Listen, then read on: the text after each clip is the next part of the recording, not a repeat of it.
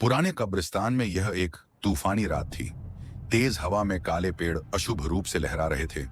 उनकी शाखाएं कंकाल की उंगलियों की तरह फैली हुई थीं। लगातार बारिश हो रही थी। जमीन कीचड़ से चिकनी हो गई थी। कब्रों पर धुंध फैली हुई थी। भूली हुई आत्माओं की तरह घूम रही थी और घूम रही थी।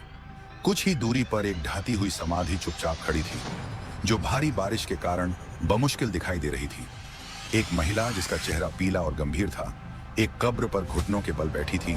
उसकी कांपती उंगलियां ठंडे पत्थर पर खुदे हुए नाम का पता लगा रही थीं। उसकी आंखों से आंसू बह निकले और चुपचाप नीचे धरती पर गिर पड़े। वातावरण दुख से बोझिल था, मानो उसके आसपास की हवा भी उसके दुख में भागीदार हो। उसने धीरे से नाम फुसफुसाया। उसकी आवाज तूफान में टूट रही थी। लेकिन फिर एक ध्वनि, एक हल्की सी फुसफुसाहट धुंध के बीच से गुजरी। महिला अकड़ गई। उसकी सांसें गले में अटक गईं। उसने चौंक कर ऊपर देखा।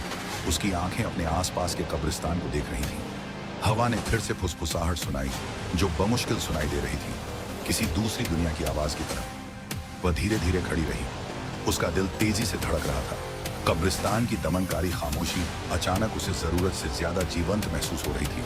लेकिन फिर एक ध्वनि, एक हल्की सी फुसफुसाहट धुंध के बीच से गुजरी। महिला अकड़ गई। उसकी सांसें गले में अटक गईं।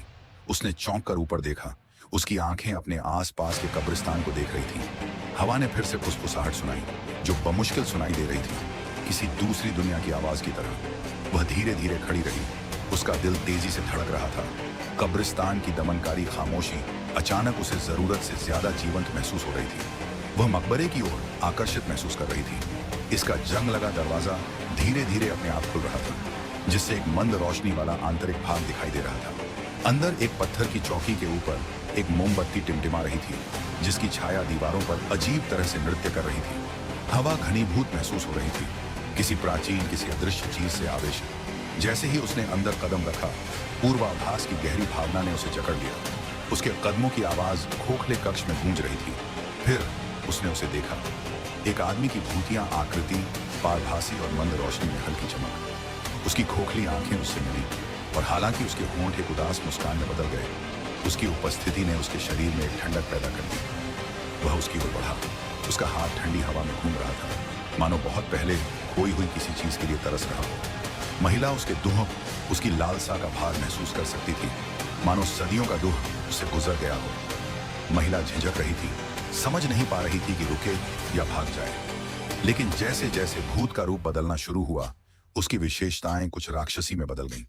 उसकी एक बार कोमल अभिव्यक्ति विकृत हो गई। उसकी आंखें अधिक चमकने लगीं।